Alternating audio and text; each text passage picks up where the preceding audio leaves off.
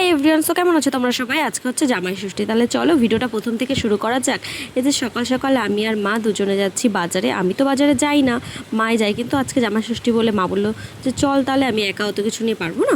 তারপর আমি চলে আসলাম মার সাথে বাজারে। আর এসে দেখি তো মাছের দোকানে এতটাও ভিড় নেই, কিন্তু ওইদিকে মিষ্টির দোকানে যা ভিড় হয়েছে কি বলবো। মিষ্টির দোকানে গিয়ে আধা ঘন্টা কাটিয়ে তারপর চলে আসলাম বাড়িতে। আর বাড়ি এসে দেখি মা রান্না বসিয়ে দিয়েছে, কারণ আমি মশলাটা আগে থেকে করে রেখে গেছিলাম, ওই জন্য এসেই মাটনটা বসিয়েছে।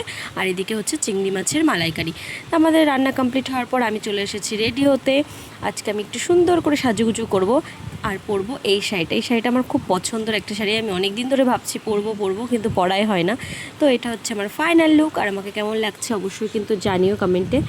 আমি যেখানে থাকবো সেখানে কোনো কাণ্ড ঘটবে না, এটা কখনো হতে পারে? আমি এদিকে ভাত সাজাতে গিয়ে চারিদিকে ছড়িয়ে ফেলেছিলাম, তারপরে আমি ঠিকও করে ফেলেছি অবশ্য।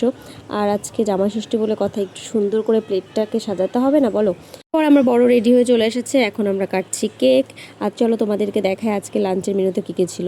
5 রকম ভাজা ছিল, সাথে ছিল ডাল, পাবদা মাছের ঝাল, চিংড়ি মালাইকারি, চিকেন কষা, মাটন কষা, চাটনি, দই, লট চমচম, রসগোল্লা, কাঁঠাল, আম, পাঁপড়, আর এদিকে ছিল কোল্ড ড্রিঙ্কস, আর এই যে সুন্দর একটা ছোট্ট বেন্টো কেক।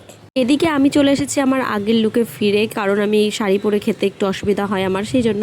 তো আমাদের ভিডিওটা তোমাদের কেমন লাগলো অবশ্যই কিন্তু কমেন্টে জানিও, আর ভালো লাগে একটা লাইক কমেন্ট শেয়ার করে দিও। টাটা।